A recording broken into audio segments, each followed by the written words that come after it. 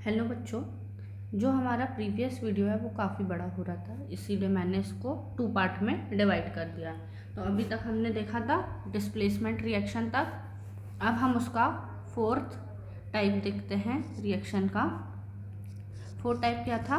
Double displacement reaction. क्या था? Double displacement reaction. तो डबल डिस्प्लेसमेंट में क्या होगा बच्चों? डबल डिस्प्लेसमेंट रिएक्शन में म्यूचुअल एक्सचेंज होगा। अब म्यूचुअल एक्सचेंज होगा किसका? आयंस का।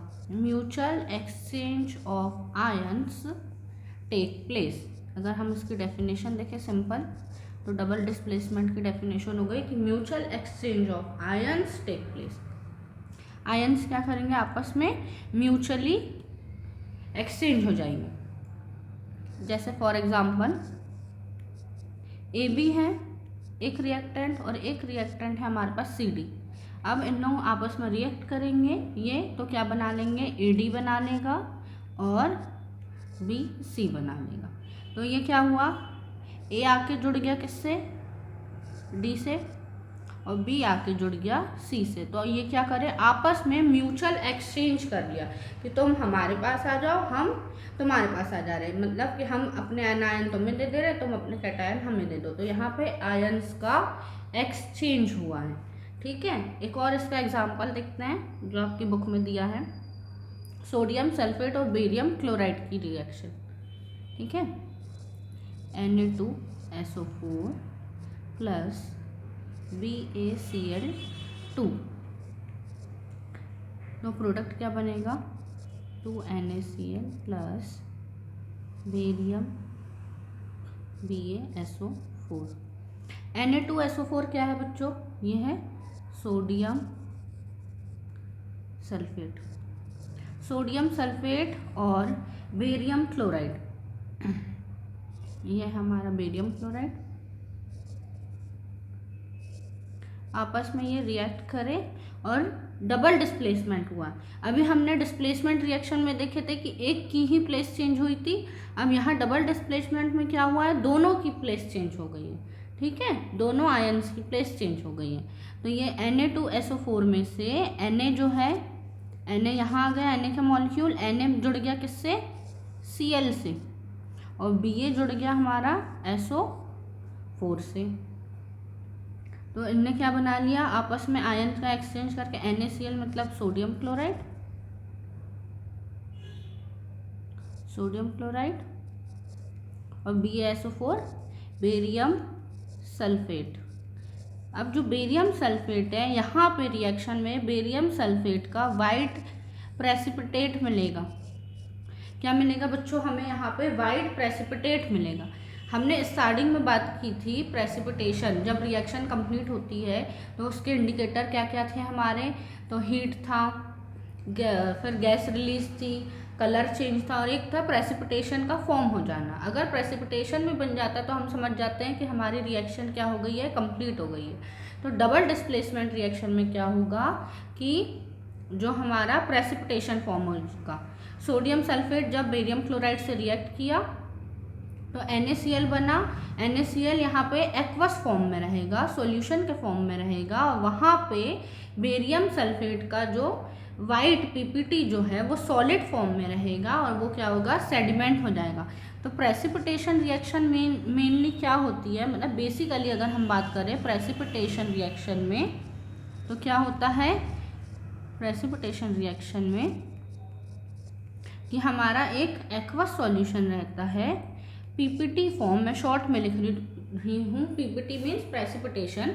PPT जो रहता है सॉलिड, जो होता है सेडिमेंट हो जाता है, sediment in the bottom of aqueous solution. Aqueous solution में बेसिकली क्या होता है? जैसे ये हमारा एक सॉल्यूशन है, ये सॉल्यूशन है, तो यहाँ पे क्या होगा? हमारा जो PPT है सॉल्यूशन में, यहाँ पे PPT क्या हो जाएगा? सेडिमेंट हो जाएगा, नीचे बैठ जाता है प्रेसिपिटेट में। तो प्रेसिपिटेशन रिएक्शन में क्या होता है? जो भी सॉलिड रहता है वो क्या होता है? नीचे बैठ जाता है एक्वस सॉल्यूशन।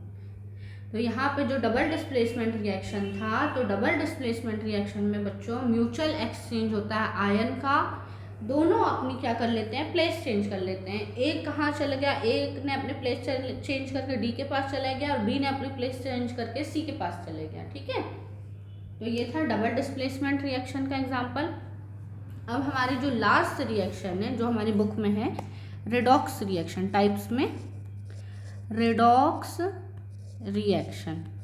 अब रेडॉक्स रिएक्शन क्या होता है? रेडॉक्स रिएक्शन की सिंपल डेफिनेशन है, क्या है रेडॉक्स रिएक्शन की simple definition? When oxidation and reduction take place simultaneously. जब ऑक्सीडेशन और रिडक्शन क्या होता है, साथ साथ चलता है। किसी भी रिएक्शन में क्या होता है, ऑक्सीडेशन और रिडक्शन साथ साथ होता है, तो उसे हम बोल देते हैं कि रेडॉक्स रिएक्शन हुई है। अब ये ऑक्सीडेशन रिडक्शन क्या होता है, ये भी क्वेश्चन है, तो पहले रेडॉक्स की डेफिनेशन लिख लेते हैं हम। When oxidation and reduction, when oxidation and reduction take place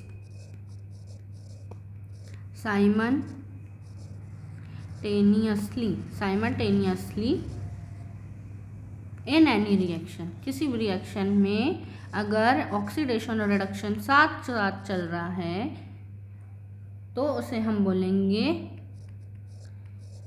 कि रेडॉक्स रिएक्शन हुई है, रेडॉक्स रिएक्शन। अब ये ऑक्सीडेशन और रिडक्शन क्या होता है? अब हम बात करें ऑक्सीडेशन और रिडक्शन, तो रिडक्शन है और यहाँ पे हम लिख देते हैं ऑक्सीडेशन। ठीक है, तो रिडक्शन की 3 डेफिनेशन, ध्यान से सुनना है यहाँ पे थोड़ा। रिडक्शन की क्या है, 3 डेफिनेशन है, और ऑक्सीडेशन की भी 3 डेफिनेशन है। रिडक्शन में क्या होगा, सबसे पहले होगा रिमूवल ऑफ ऑक्सीजन। क्या हुआ, रिमूवल ऑफ ऑक्सीजन। फिर क्या हुआ, नेक्स्ट एडिशन ऑफ हाइड्रोजन, और नेक्स्ट क्या हुआ, एडिशन ऑफ हाइड्रोजन मीन्स वही होता है एडिशन ऑफ इलेक्ट्रॉन। तो 3 डेफिनेशन हमने देखी कि रिडक्शन हम कब बोलेंगे कि कोई भी रिएक्शन रिडक्शन रिएक्शन है, जब भी उसमें से क्या हो जाए, ऑक्सीजन का रिमूवल हो जाए, ऑक्सीजन हट जाए, या फिर हाइड्रोजन आकर उसमें जुड़ जाए, एडिशन ऑफ हाइड्रोजन हो जाए, या फिर एडिशन ऑफ इलेक्ट्रॉन हो जाए, इलेक्ट्रॉन आकर यहाँ पे जुड़ जाए। अब वैसे ही हम सिंपली बात करते हैं ऑक्सीडेशन के लिए। अब ऑक्सीडेशन में क्या होगा, तो यहाँ पे हो रहा था रिमूवल ऑक्सीजन, तो अब यहाँ पे क्या होगा, एडिशन ऑफ ऑक्सीजन। क्या होगा बच्चों, एडिशन ऑफ ऑक्सीजन। नेक्स्ट हम बात करते हैं अब रिमूवल किसका होगा, हाइड्रोजन का, रिमूवल ऑफ हाइड्रोजन। और देन फिर क्या होगा, removal of electron, removal of electron. ये 3 चीज़ें क्या होगी, यहाँ पे होगी, तो हम बोलेंगे कि ऑक्सीडेशन रिएक्शन हो गई है। ठीक है, यहाँ पे लिख लो लास्ट में, is called reduction, is called oxidation. ठीक है, तो हमने क्या बोला कि रेडॉक्स रिएक्शन में ऑक्सीडेशन और रिडक्शन साथ साथ चल रहा है। अब ज़्यादा कन्फ्यूज़न हो गई है थोड़ी सी, ऑक्सीडेशन और रिडक्शन साथ साथ चल रहा है मैम, मतलब कि क्या होगा, सारी चीज़ें हो जाएगी, रिमूवल ऑफ ऑक्सीजन भी, रिमूवल ऑफ हाइड्रोजन भी, फिर एडिशन ऑफ हाइड्रोजन भी, एडिशन ऑफ ऑक्सीजन भी। तो नहीं, कंफ्यूज नहीं होना, कोई भी 2 चीज़ें होंगी। ठीक है, अब बात करते हैं कैसे, तो हम उसे एग्जाम्पल के थ्रू से देखते हैं। ठीक है, सपोज हमारा एग्जाम्पल है, क्या हुआ, Zn है CuSO4, ये वाली रिएक्शन हमने कहाँ पे करी थी, डिस्प्लेसमेंट में। देखा था ना, आयरन ने कॉपर सल्फेट को रिमूव कर दिया था, फिर जिंक ने कॉपर सल्फेट को रिमूवल कर दिया था, वही एग्जाम्पल है। Zn है और कॉपर सल्फेट की हमने रिएक्शन कराई, तो प्रोडक्ट क्या बना था, ZnSO4 बना था और कॉपर हट गया था। तो अब यहाँ पे हम देखेंगे कि Zn जो है, Zn के पास क्या हुआ कि, ठीक है, तो जिंक और कॉपर सल्फेट की हम रिएक्शन देख रहे हैं। तो जिंक के पास देखो, अभी जिंक के पास 0 इलेक्ट्रॉन, 0 इलेक्ट्रॉन, जिंक के पास क्या है, 0 इलेक्ट्रॉन है। ये O नहीं है, ये 0 है, या तो मैं यहाँ लिख देती हूँ 0, नहीं तो आप लोग कंफ्यूज हो जाएंगे। 0 इलेक्ट्रॉन है किसके पास, अभी जिंक के पास। कॉपर के पास हमें पता है कि कॉपर के पास कितने इलेक्ट्रॉन होते हैं, 2 होते हैं, Cu2+ लिखते हैं ना। और SO4 है, SO4 के पास भी क्या होते हैं, 2 इलेक्ट्रॉन होते हैं, 2 इलेक्ट्रॉन SO4 के पास भी। अब रिएक्शन जब होगी तो यहाँ पे Zn क्या हुआ हमारा, आके मिल गया। Zn क्या हुआ हमारा, SO4 के साथ आके मिल गया। तो Zn के पास क्या आ गए, 2 इलेक्ट्रॉन आ गए, ठीक है। और अब कॉपर के पास क्या हो गया, 0 इलेक्ट्रॉन हो गया, मतलब कि एडिशन ऑफ इलेक्ट्रॉन हो गया यहाँ पे। और यहाँ पे कॉपर के साथ क्या हो गया, रिमूवल ऑफ इलेक्ट्रॉन हो गया।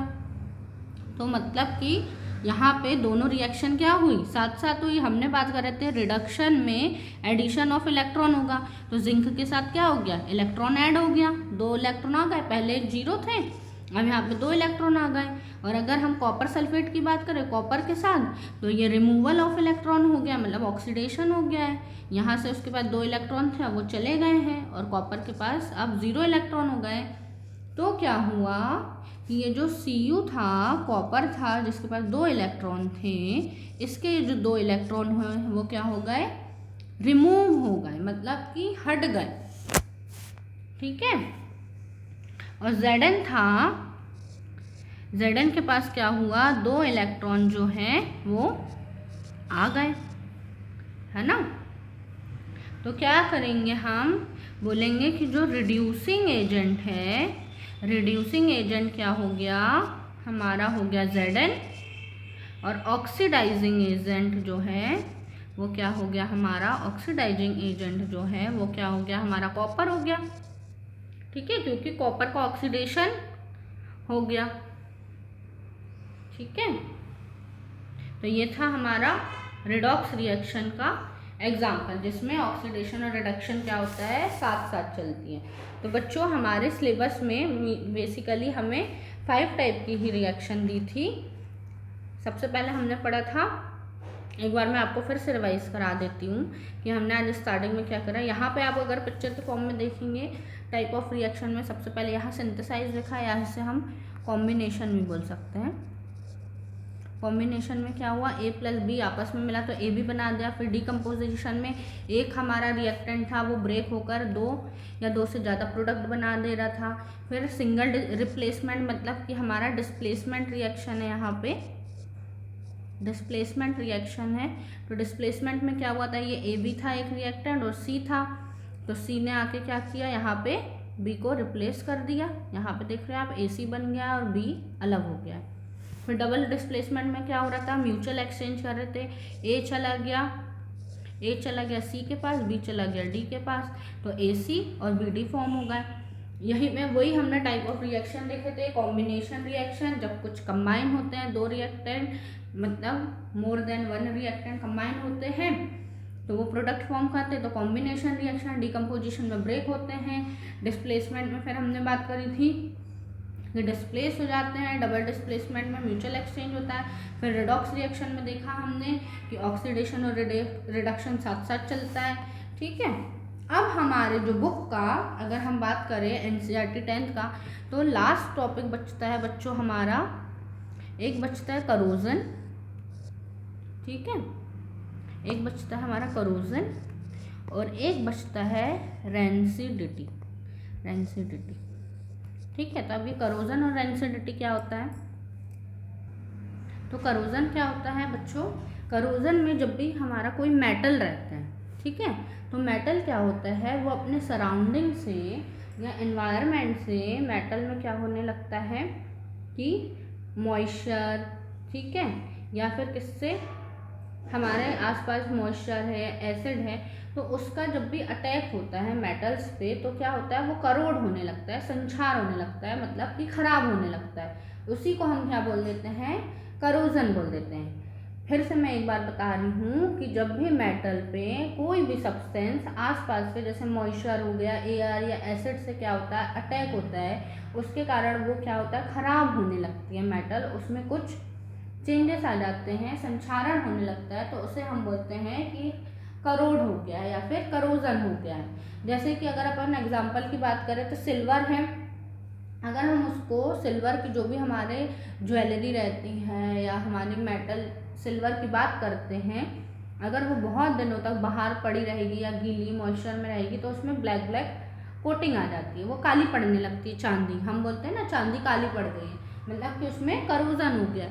या फिर हम तांबे का कोई बर्तन देखते हैं तो उसमें क्या होता है, आप देखेंगे बहुत दिनों तक अगर वो रखा रहेगा तो उसमें हरी हरी सी ग्रीन कलर की परत जमने लगती है, तो उसमें भी क्या होता है, ग्रीन कोटिंग आ जाती है, वो भी एग्जाम्पल है किसका, करोजन का एग्जाम्पल है।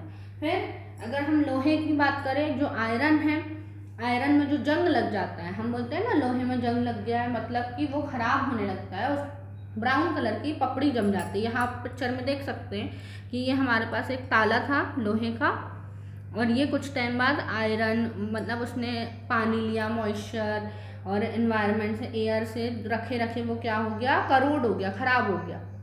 ठीक है, तो उसे हम क्या बोलेंगे कि जंग लग गई है। बहुत सारे ब्रिजेस हैं, अगर आयरन की, जैसे कार की बॉडी देख लें या आयरन की रेलिंग देख लें, शिप्स देख लें, मेटल भी और भी मेटल्स हैं जैसे आयरन से बना या दूसरे मेटल रहती है, तो क्या होता है कि करोजन से वो बहुत ज़्यादा डैमेज हो जाती है। ठीक है, यहाँ पे अगर हम बात करें, यहाँ करोजन का आप एग्जांपल देखो कि ये आयरन था, Fe था, यहाँ पे रिएक्शन उसने बताया कि आयरन है 4Fe है, ये 4Fe है, और वो क्या हुआ, ऑक्सीजन के साथ मिलके और फिर वाटर के साथ मिलके क्या हुआ, रिएक्ट करते हैं, और वो क्या बना लेते हैं, 2Fe2O3 इंटू यहाँ पे XH2O होता है, मतलब वाटर मॉलिक्यूल हमें बेसिकली उसकी वैल्यू फाइंड नहीं रहती, तो ये क्या हो जाता है, ये होता है रस्ट, ये रस्टिंग का फॉर्मूला है। ठीक है, कई बार एग्जाम में पूछ सकता है, Fe2O3 होता है। ठीक है, तो ये खराब हो गया, ये इनने क्या बना दिया, हाइड्रेटेड आयरन ऑक्साइड बना लेता है, रस्ट। ठीक है, तो ये करोजन का एग्जाम्पल था। फिर हम नेक्स्ट बात करते हैं रेंसिडिटी की। यहाँ पे मैंने लिखा था रेंसिडिटी, तो रेंसिडिटी क्या होता है बच्चों, जब भी आप कभी चिप्स का पैकेट खरीद के लाते हैं, ठीक है, यहाँ लिखा है why is bag of chips half full, तो आप एक चिप्स का पैकेट लेके आए तो आप हमेशा देखते हैं कि चिप्स का पैकेट तो इतना बड़ा रहता है पर उसमें चिप्स जो रहती है हमारी थोड़ी सी ही रहती है, और बाकी इतना बड़ा पैकेट जो है वो खाली रहता है। जब भी हमने चिप्स का पैकेट ओपन किया उसमें 5-6 चिप्स निकली बस, और बाकी दिखता तो वो इतना बड़ा सा है, फूला फूला सा। तो एक्चुअल में वो जो फूला फूला सा रहता है वो होता क्या है, तो रेंसिडिटी में क्या होता है बच्चों, रेंसिडिटी में क्या होता है कि जो भी हमारे ऑयल्स रहते हैं, है ना, फूड मटेरियल में जो भी हमारे फैट्स रहते हैं या ऑयल्स रहते हैं, वो ऑक्सीजन के साथ रिएक्ट करके क्या हो जाते हैं, ऑक्सीडाइज हो जाते हैं। फैट जो हैं, फैट्स और ऑयल्स जो हैं वो क्या हो जाते हैं, ऑक्सीडाइज हो जाते हैं, ऑक्सीडाइज हो जाते हैं, जिससे क्या करते हैं, वो बैड स्मेल आने लगती है, उन प्रोडक्ट से क्या हो जाती है, बैड स्मेल आ जाती है, और टेस्ट जो है हमारा चेंज हो जाता है। ठीक है, जो भी हमारा, जैसे सपोज चिप्स है, तो चिप्स को हमने वो खुला बहुत दिनों तक रखा रहा, तो क्या हुआ कि उसमें ऑक्सीडाइज हो गया वो, और उसमें से अजीब तरीके से स्मेल आने लगी और उसका टेस्ट भी चेंज हो गया। तो अब हमने क्या बोल दिया कि जो भी हमारा प्रोडक्ट था, फूड था, वो क्या हो गया, रेंसिड हो गया है, खराब हो गया है। खराब नहीं बोल सकते हैं, मतलब कि हाँ खराब की क्वालिटी में आ जाएगा। तो इससे क्या होता है, क्या वो पहले जैसा तो टेस्ट नहीं आ पाता है, तो उससे बचने के लिए क्या करते हैं, हम उसमें एंटीऑक्सीडेंट का यूज़ करते हैं। क्या करते हैं, एंटीऑक्सीडेंट का यूज़ करते हैं, जैसे कि नाइट्रोजन। तो जब भी आप चिप्स का पैकेट देखते हैं तो उसमें जो फूला फूला सा अंदर, जब आप पैकेट ओपन करते हो ना, दिखता है तो वो बाहर से इतना फूला सा है, जैसे पैकेट ओपन करें तो चिप्स 4-5 ही निकलती है। तो एक्चुअल में फूला फूला सा किसके कारण होता है, नाइट्रोजन गैस के कारण। हम चिप्स के पैकेट में नाइट्रोजन गैस को फिल अप कर देते हैं, जिससे कि जो भी हमारा फूड आइटम है वो ख़राब नहीं हो, ऑक्सीडाइज नहीं हो। तो उससे बचाने के लिए हम उसे क्या करते हैं, एंटीऑक्सीडेंट का यूज़ करते हैं। ठीक है, तो ये था हमारा रेंसिडिटी। करोजन में हमने क्या बताया था, जो भी हमारा मेटल्स है वो अपने सराउंडिंग में जो भी मटेरियल है, अगर सपोज वाटर है, एयर है या फिर एसिड है, उसके साथ आपस में रिएक्ट करके क्या हो जाते हैं, उनमें करोड हो जाते हैं, वो ख़राब होने लगते हैं, संक्षारण होने लगते हैं। तो उसी प्रोसेस को हम करोजन बोलते हैं, जैसे कि रस्टिंग ऑफ आयरन। ठीक है, तो ये 2 और टॉपिक थे। इसी के साथ हमारा चैप्टर यहाँ पे कंप्लीट होता है बच्चों। आई होप आपको ये समझ में आया होगा। Thank you.